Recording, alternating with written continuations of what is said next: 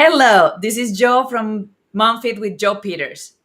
Welcome to the Spanglish Network and the Her Network at Singo TV channels 250 and 251. Please remember to download both the Singo TV respective app stores in iOS and Android devices. While you are downloading, make sure to rate and leave a comment. The app is free. Singo TV is also available in Google Chromecast, Amazon Fire, and Fire TV sticks, Roku and Roku sticks in all smart TVs since 2016. Welcome to MOMFIT.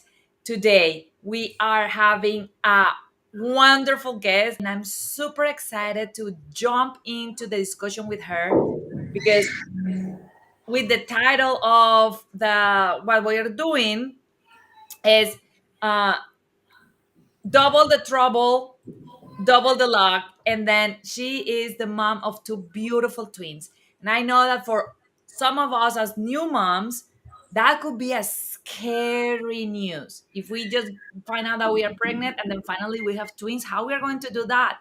Or even if that is not your first child. So Vassie is actually the self-love medium, and she's a wellness coach and a certified WildFit coach.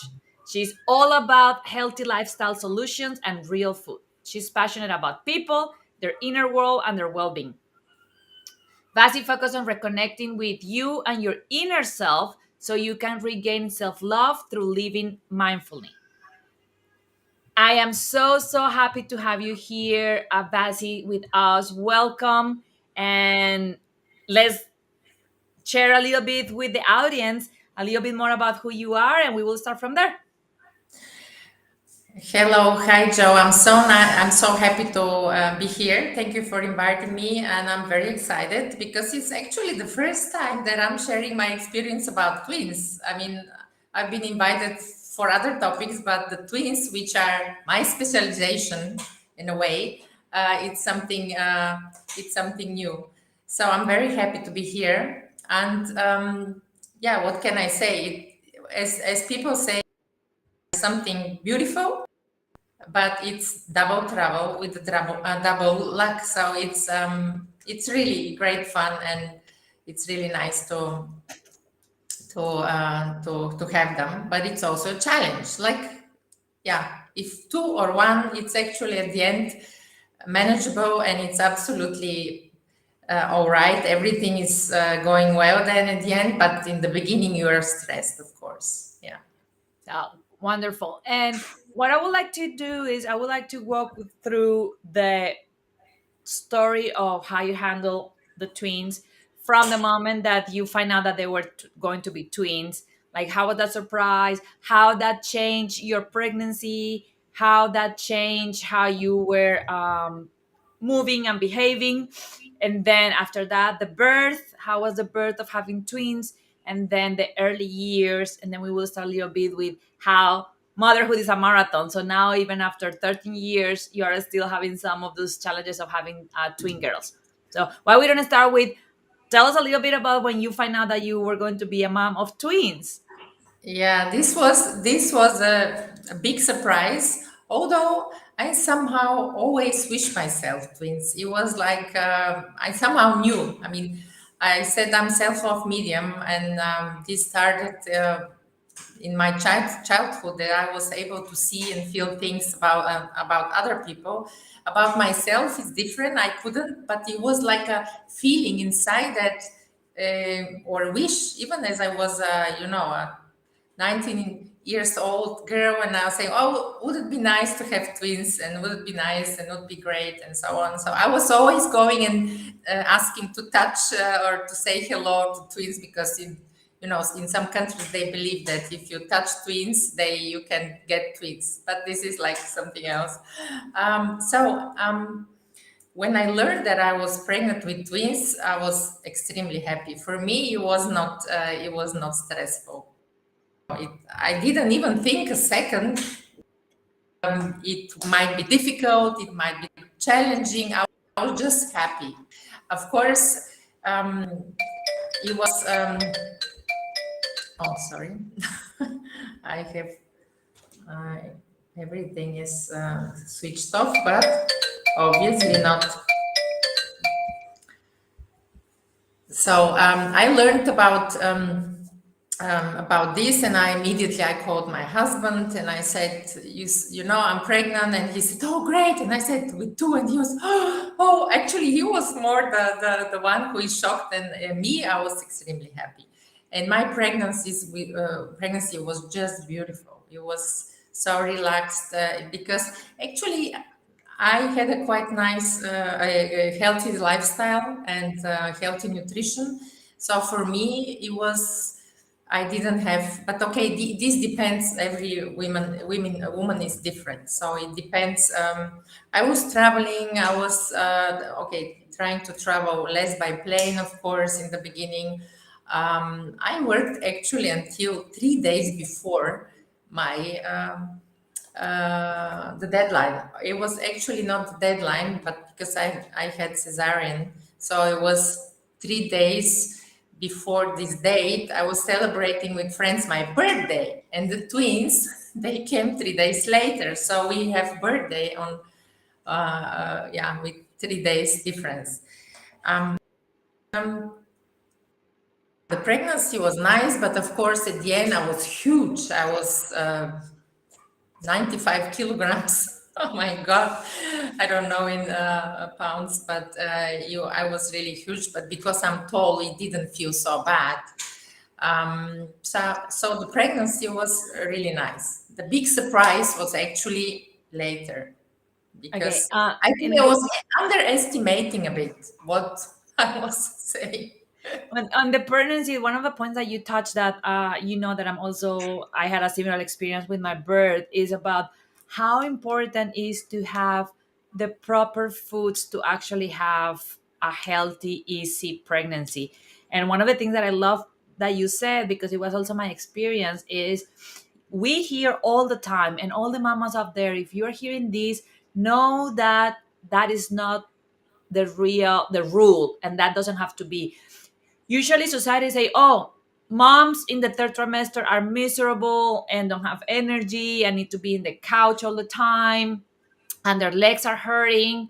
And the reality is that you could have a pregnancy like Vassie had or like I had, that we were working until the day before or a couple of days before our babies came. And part of that is really because of how we were taking care of our body. Because what we are being always sharing is our body is going to take priority on the babies or the baby. So if we are not very good nourished, the body is going to take from whatever it can the nutrients and the things that need for the babies to grow. And that is what make you feel tired. And that is what make you feel bad because you don't have enough of the good things for you and the baby. But like if you're doing like Vassie with a healthy lifestyle, with a healthy food, with a healthy eating, then you don't have to be tired, you don't have to be in pain, because guess what, your body had enough for you and the babies. So I love that you said that. It's going to talk a little bit before we go into birth and the surprise after. It's going to talk a little bit about movement and how, because the belly for twins is bigger than a regular belly. So what were some of the things that you noticed, some of the things that you did to create a little bit more of comfort,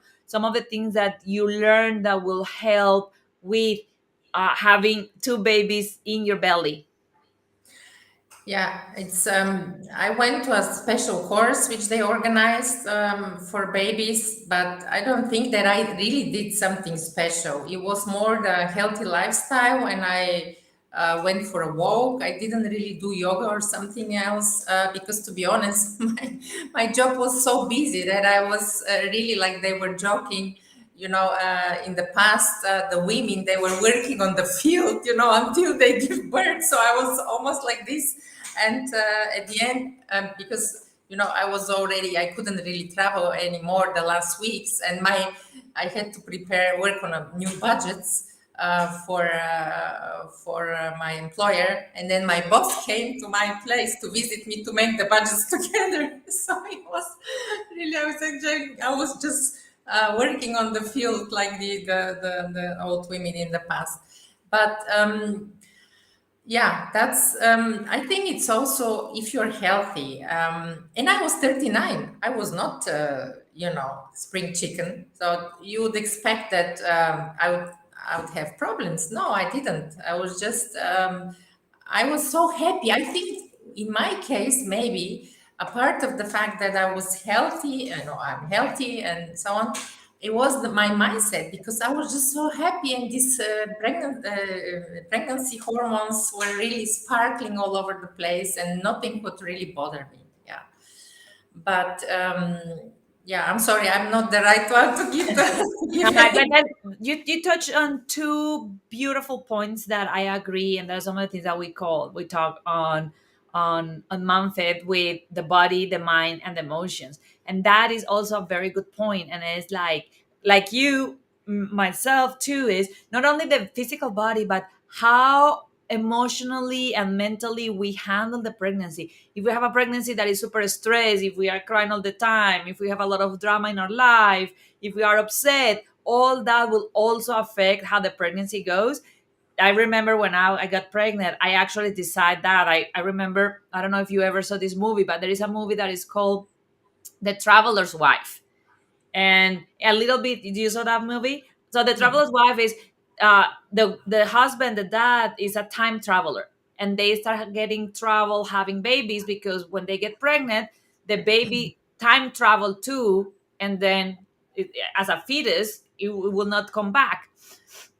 And I remember that on a scene where the mom says like, I am pregnant and we are going to have the most peaceful, happy pregnancy in the world. I'm not going to argue, I'm not going to do anything because this baby needs to be calm so it doesn't time travel.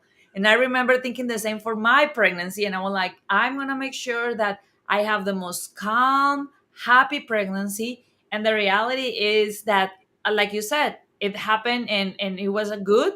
And the other point that I want all the mamas hearing us to listen very careful what Vassie said. She just said like nothing, but she was like, "Oh, I was 39 and I have a healthy pregnancy," and I want you to know that it is possible. Vassie is not the exception; she is the proof. Like I was pregnant when I was 37. Um, Vassie was pregnant when she was 39. It is possible. What the social media and the society pushing to, oh, if you are over 34, then you are on risk. You are going to have a risk pregnancy. You are going to have danger being pregnant. Doesn't have to be true. Of course, if you don't take care of yourself, of course, if you don't eat the right foods, of course, if you are overweighted and had high blood pressure and diabetes, and you are 39 and want to get pregnant, the risk go back up. But if you take care of your health and your body, then even at 37 or 39, you have a beautiful, beautiful pregnancy. So thank you for sharing that, Vassie. Exactly, and you are absolutely right, because I also see a lot of my clients. There are so many, unfortunately, there are so many young girls with 20 something or 30, which who have problems with pregnancy, and this is all about health. It's not so much about age, because in the past history of our human evolution, revolution too, so women used to give birth also late. They got many kids through the years. So um, it's not something that it's very strange for our body and something new. But if you're not healthy, you could have problems, um, or a really hard pregnancy, whatever age you are. So I think it's more about what you do for your health. Yeah. Before we go into birth, because that is when it start going interesting for our story, why you don't give, if you can, if you have a mom that is mom of twins that is pregnant, that she just find out that she is going to have twins, what are one or two tips or advices that you can give her for her to enjoy her twin pregnancy at the maximum? I think I can also only repeat myself, because just let this happiness feeling be, let it be. And if you have a job, just do it, because it's like as far as you are in your routine every day, so this is nothing new for you. So it's like you feel like something is growing in yourself, and this is giving you so much energy and positive thinking. But otherwise, I don't think you should do too many things. At least I was not. I was actually too busy to do many things. I was just too busy, and I was managing different markets and different countries. And actually, then I switched from the job, from the management of clients and events and different activities. I switched step by step in managing preparation for the kid or pregnancy details and so on. But when you're new, yeah, you shouldn't be in a hurry. I could only say this: no hurry, no pressure. Everything will be fine. And that is one of the times that will be great for all of you mamas to to practice the breathing that we were talking a couple of episodes ago. The you breathe with you, so you can actually remove that pressure and that rush. Okay, Vassie, let's gonna keep talking about the story and what came up after. So now it's time to give birth to the twins. Let's gonna talk a little bit about that on the first weeks of the babies. Yeah, the first weeks were really challenging because I had, as I said, very healthy pregnancy, but the twins they turned the last minute, and it was very dangerous. One was with the head, and one was with the bottom. So that's why we planned this cesarean, and I didn't really, yeah, I was not worried about this because I had good clinic and everything. But when they were born, as they were born, I was like, wow, I actually underestimated. So what I'm going to do with them? Because when you have a cesarean, in many cases, unfortunately, the mamas they have cesarean, they don't get the milk immediately. So that was a huge, the worst issue for me as a young mom because it's not a natural process. So it comes later. The milk comes not immediately, at least with me. And I was totally panicking because I wanted to breastfeed my babies and to give them the best what I can. And my husband, he has a lot of, or he has a history of a lot of allergies from childhood. So I was like panic because I didn't have any, and so I was panicking. No, I have to give the best food for them. And then I can only advise. I can say it's really when you don't know what to do, ask for help. It sounds so simple, but many mamas they just or whatever situation you are just stressed and you think you should know it, but you don't know it, and you just go for seek for help. And unfortunately, I had a really great. Midwife, I think he said, yeah, midwife. So she was so patient with me, and yeah, then everything was all right later on, but I really needed a lot of time until everything got well. I was just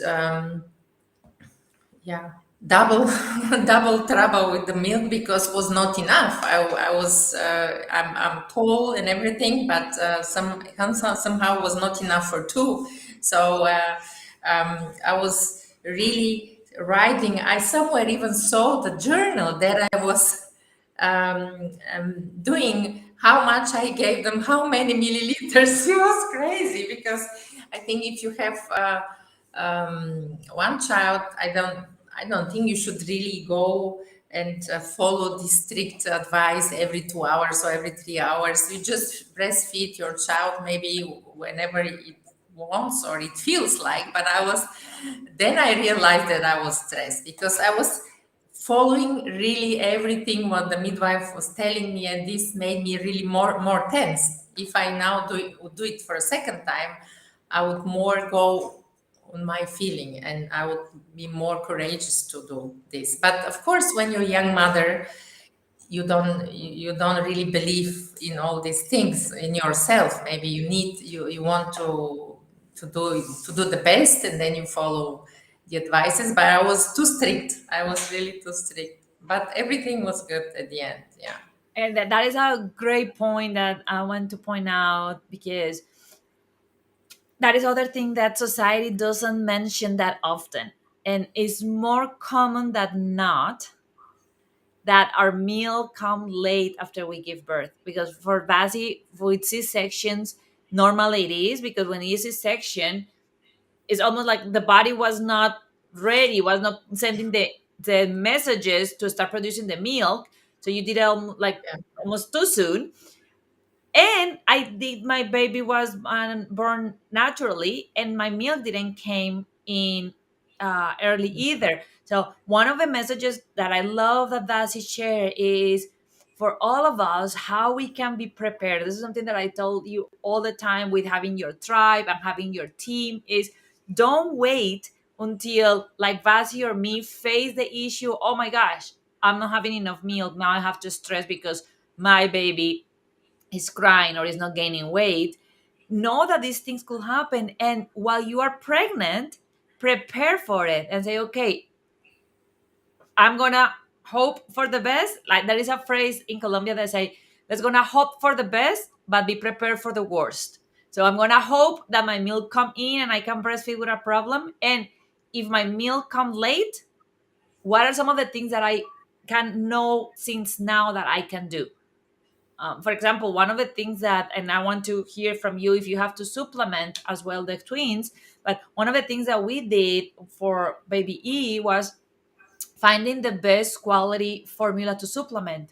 And I know that now in the US there is a huge issue with shortage of formula, and a lot of mamas are struggling and being very stressed. And our heart and our love goes to you because I cannot imagine what would be more stressful than you not finding the food that your baby needs.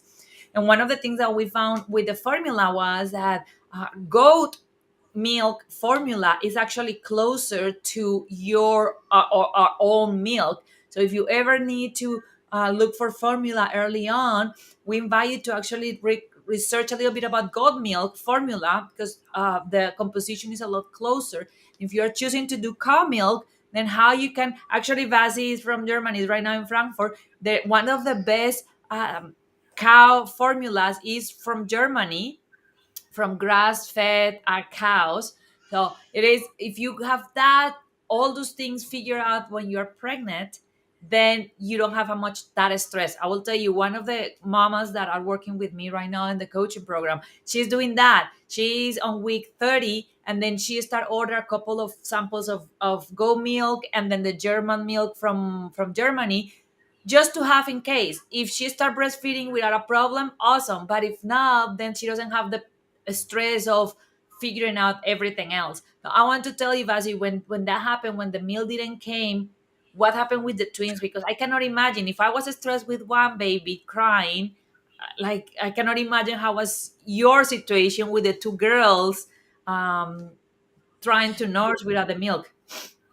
Yeah, it's. I didn't know much about these issues there because I thought I would have milk, so I didn't really. I was not so prepared, but at least I tried to organize organic origin first of all, and I know I didn't know it. I learned about this later, but they were also saying about. The female horse, the horse milk. So what they say, it's also good. And they, in organic shops in Germany, they sell packages of frozen milk from a horse. And it's this, I hear later, I've heard later that should be also very good, but we never tried. No, I was not panicking. I just got organized and I was feeding the um, uh, feeding the kids additionally with this organic brand. So in every country you can find one. I wished it would be different, only mine, and I also wished in Germany it wouldn't be so complicated to have milk from other mamas. I know in other countries it's maybe easier or you can organize, but for me it would have been better to have a human milk than other animal milk, yeah, for even for the babies. So it's And that is another great point that you touch on. Actually, that is one thing that we invite all of you mamas to talk about if you are preparing to give birth. Because, for example, for me it was the same. I would prefer that, but my husband was very scared of donor's milk. So that is another thing that you need to discuss and get an agreement with your partner before the time comes. But it's funny what you are saying about Germany not being very open into donor's milk, because now in the US, with the shortage of formula, we are going back sometimes into like those times that we have wet nurses, that are like wet nurses were people that were paid to just feed your baby. Now they are not paying them, but now because so many mamas are desperate because they are not finding the formula, they are having friends and other mamas saying, bring me your child, I will feed him, or I will pump additionally and give you some from my milk. So I think that that was a beautiful addition that you said, that that is another option. Is you can have the formulas, you can have donor's milk, you can have a friend that love you enough that had a child at the same time to maybe pump a little extra for your baby. And I think that the most critical part here that you are saying so well, Basi, is there is always options, and that is matter of us finding the option that works for us as mamas in that moment. Yeah, absolutely. So Absolutely. what moving forward? So now the first challenge was pregnancy was great. The first challenge was breastfeeding the babies. Then what was next? What happened in that journey of being a mom of The twins? next challenge was, thanks God, the human brain is constructed like this, that you don't keep this, you just discard this. But for me, I really struggled with my hormones, with baby blues, or so-called. And I was not aware of this. I was not aware of this, and everyone was telling me, because my mom came to help me a bit. My sister was for a while, because they live in another country.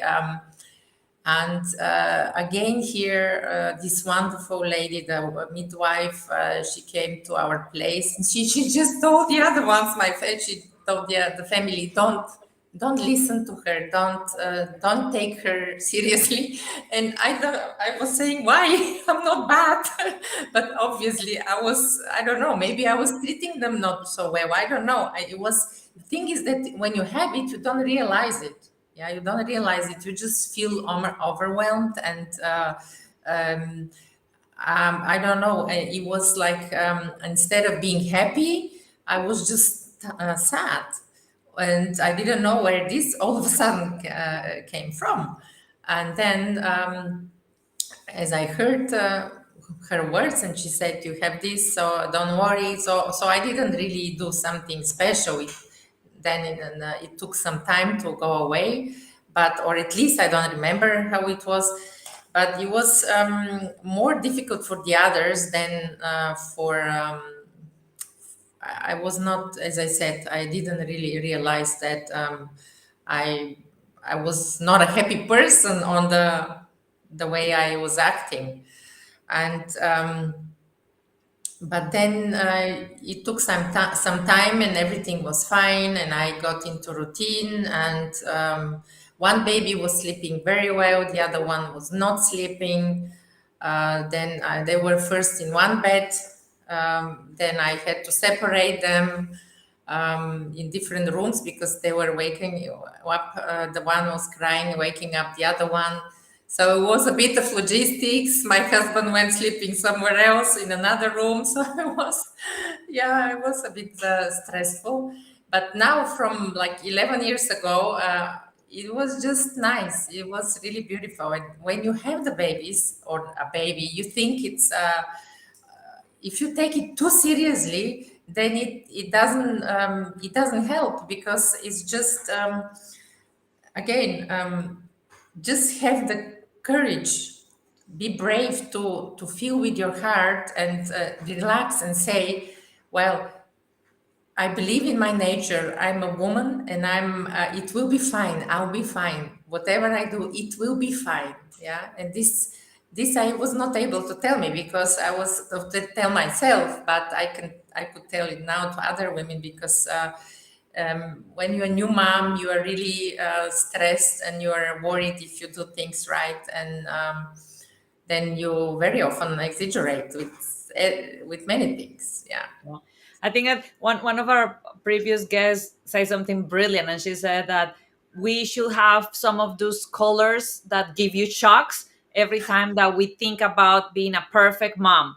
She said, like, those two words should never be able to get together, because I think that that is that pressure that we put of as a new mom. We want to do everything perfect, we want to do everything best, and then sometimes we put extra pressure and weight in ourselves. But one thing that you touched very slightly, and I want you to go deep into this. I want to go deep into the blues and the depression, because that's a very important topic, especially for twin moms. But then also, before we go there, I want to go into the sleep, because I want you to explain a little better what you mean when one baby was sleeping good and one baby was not, and why that is important. Because I want you to hear me, mamas. They were twins. They were twins. They live in the same house. They have the same mom. They were treated exactly the same. And even them, they have completely different sleep patterns. Why that is important? Because sometimes, especially when we have only one baby, we start comparing our baby to our friend's baby. Oh, that baby's sleeping good. What is wrong with my baby? Why my baby cannot sleep?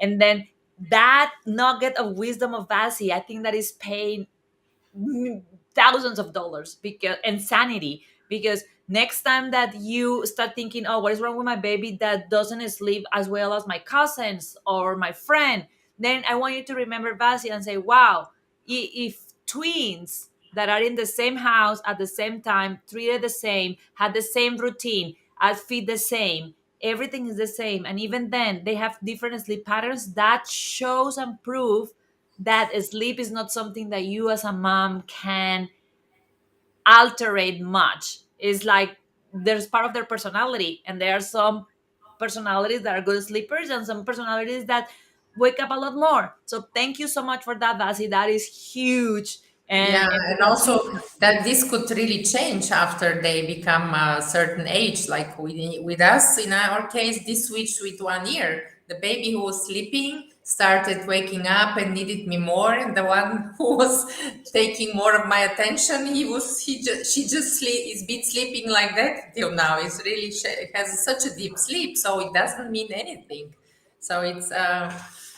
Just we go through, and my tip is also for later, because when they're babies, of course we are with them all the time and we give a lot from us, but when they go to the age where, like, 2 years or a bit older, um, I know many parents, they try to, in a way, train their kids to sleep by them, fall asleep by themselves, or they just leave them in the bed with a bottle or something like this, or they just feed them.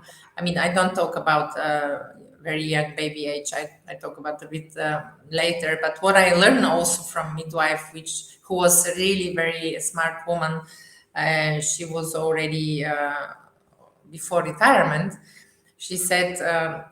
I don't even remember. You might know better that she said, I think after the ninth or the ninth month, the baby is not crying during night for food. She said to me, they need you, they need a hug, they need your attention. And it's not good to feed the baby, or even to, I mean, you could give water, but like there are countries I know, and especially my country where I come, they give water all the night.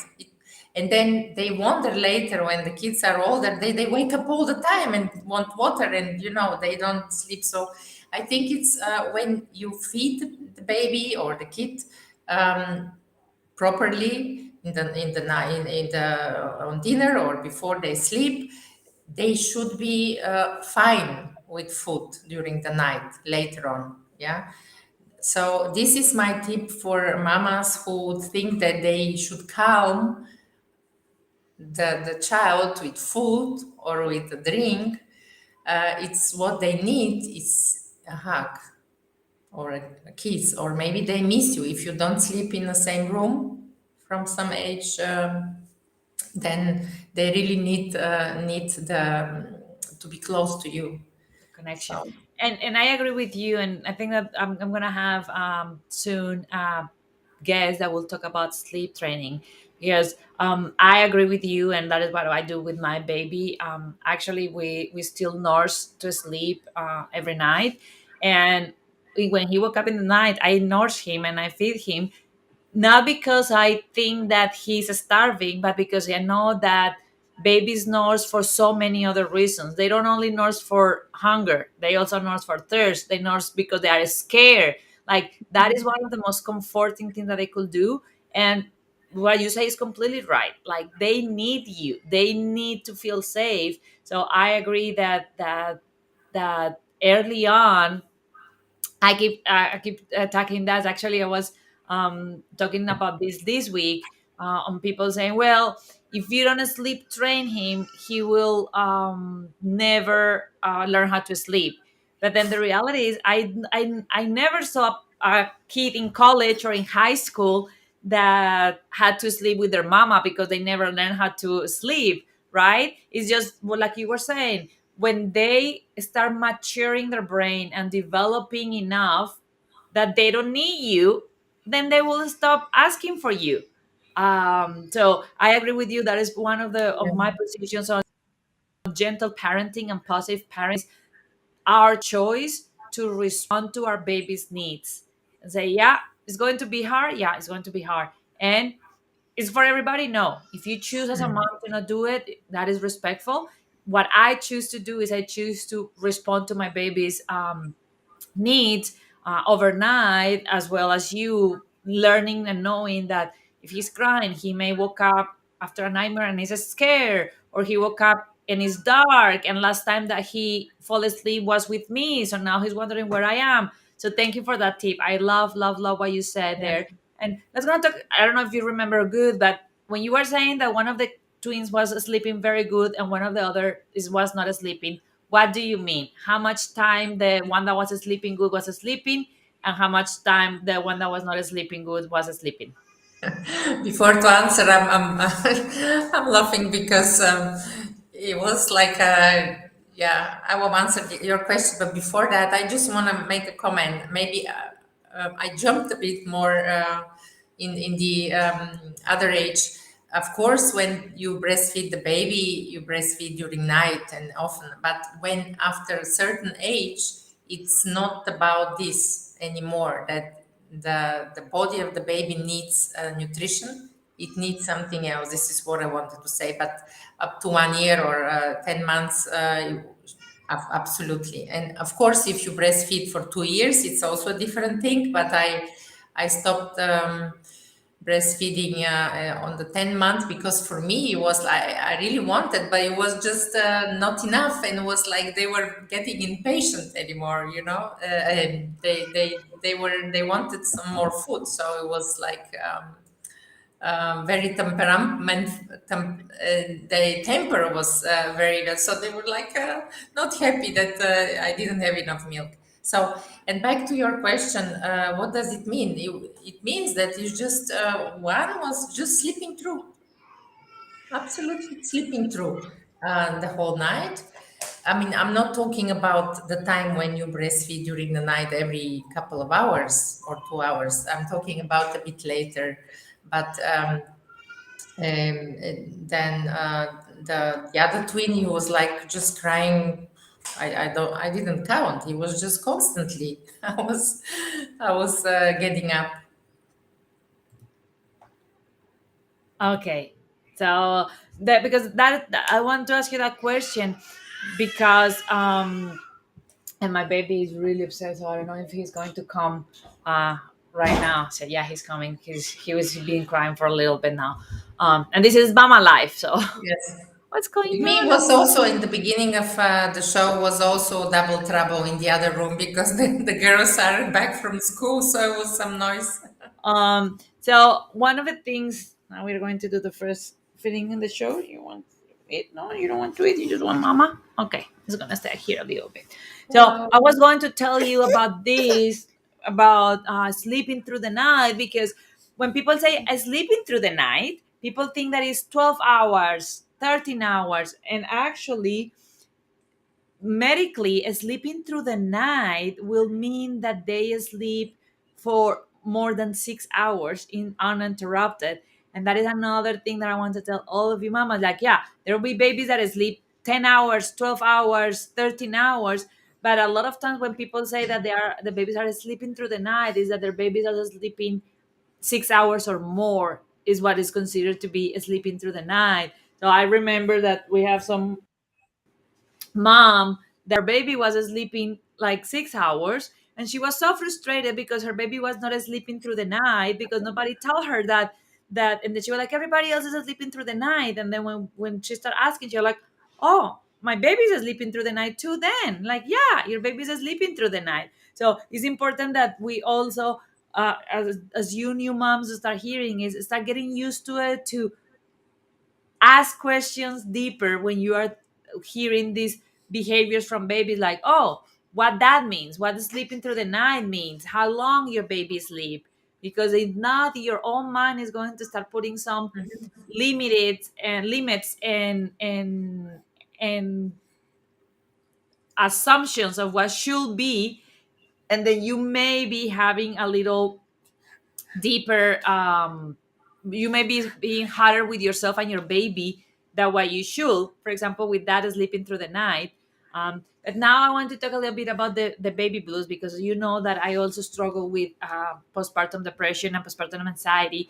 So I want you to share with us, when you were in the middle of that, how how was the relationship with the twins, and how that feeling impact the twins, or if didn't impact the twins, it was more like with your husband and your mom, or how was the behavior changing when you were facing some of these baby blues? I wouldn't say that. I was not that like this with the twins, of course, because the twins were like more my life at the moment, like the most important thing. But it was more with the others, and like in between between the twins, between the moments or the time when I was spending time with them, because I felt that something was wrong, but I just said you do your best as a mom, and then the rest is like I didn't care. So this at least was my impression. But if there was, I mean, I guess they were feeling something too, but I couldn't say that they changed, their behavior changed somehow. It was more my to the outer world. Okay.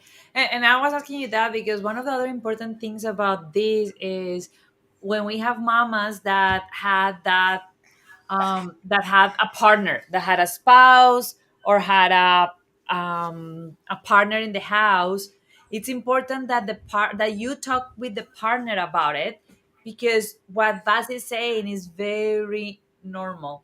I will tell you my story, a little bit about my story too. But what Basi was saying is very normal, is that moms become completely into the baby's world, and then the people that suffer the issue more are the people around mom, and sometimes is the spouse or the partner. Actually, there is some research lately, I was reading, that there is a big movement around the world to create something that is called the 2-year commitment.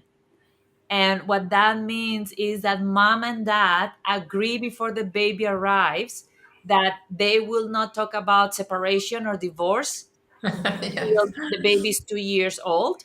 Of course, mamas, if you are in an unsafe environment, if you are being suffering violence, if you are being abused, this doesn't apply to you. You need to go to a safe place no matter where it is.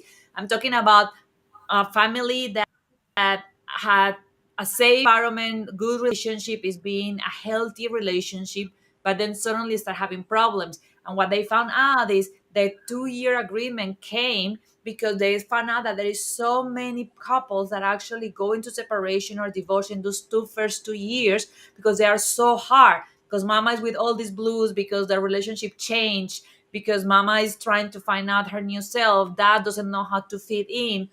And I think that is brilliant, because it's like, hey, you know what? It's almost like we are going to give ourselves a pause. Like, yeah, in these 2 years, we will have hard times, and maybe sometimes we will want to like kill each other. But we agree that we are going to give ourselves this time of grace to make sure, because as you know, our hormones start getting stable around month 18, so a year and a half. And Yeah. that makes sense, because then after a year and a half your hormones are starting to get stable. At 2 years, then you can start thinking, okay, Is this what just something that was related to all the changes of the first 2 years of the baby, or there is something that we actually need to do as a couple that is not working? So thank you so much for Yeah. sharing about that. And also very important in whatever you experience, because there might be different things or problems, or as you said very well, the babies, all babies are different, and we try to meet other mamas and talk about this and exchange information, and then all the time, if you start all the time comparing, it's really not good. I mean, I don't say you should isolate yourself, but sometimes it's better to focus and just discuss other things more than only talk about this and how good your baby is or what is doing or not doing. And yeah, that's very important. And for me, but I don't know, every woman is different, because I was so busy with my professional life for so many years that for me it was something that I didn't have the feeling that I'm missing something, and the fact that I might not look well, it didn't bother me. So, and I was afraid that she came to visit us because I was breastfeeding. I had this huge breastfeeding, how they say, pillows for twins. It's like this. And I didn't care. Yeah. And she was saying, "Oh my God, I would never do it like all the time for the kids." And because as soon as you finish with one, you start with the others and then exchange. It's like all the time doing this. And I said, "Well, this is so natural. This is something very natural."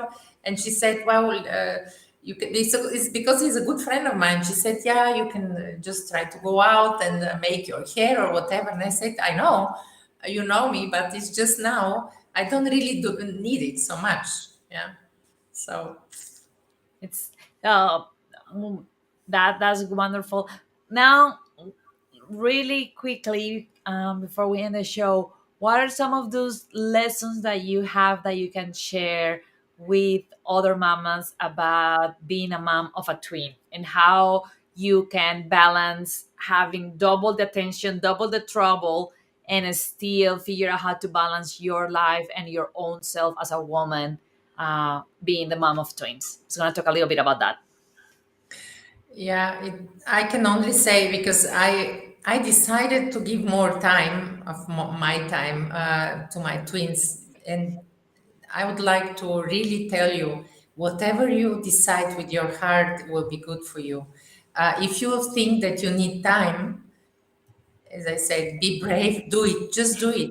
Try to organize either your husband or some family or someone else, and do it, and don't feel guilty. If you don't feel doing something else, same, yeah. If other mamas are saying, "Oh, I went to do this and I did and this," so what? Yeah, see, this is you. This is you, and just stay with your feeling inside what is right for you, and then we'll be fine. So it's not a rocket science. I wished I could say something more, but it's as simple as that. And I love that last advice, because you say it's not rocket science, and sometimes we try to make it rocket science. So sometimes we try to overcomplicate it and find these different tools. Sometimes it's just part of you listening to what is your heart is saying. And I also love how kind and graceful you were about, I choose to have time, and if you choose that that is not the right thing for you, it's fine. And Yeah, one of the beautiful things about that I've been working a lot lately, with my moms, is that issue about mom shaming from other moms need to stop. And that we all need to be more like what you just did, and it's like my personal choice as a mom and as a woman does not imply that your choice is wrong.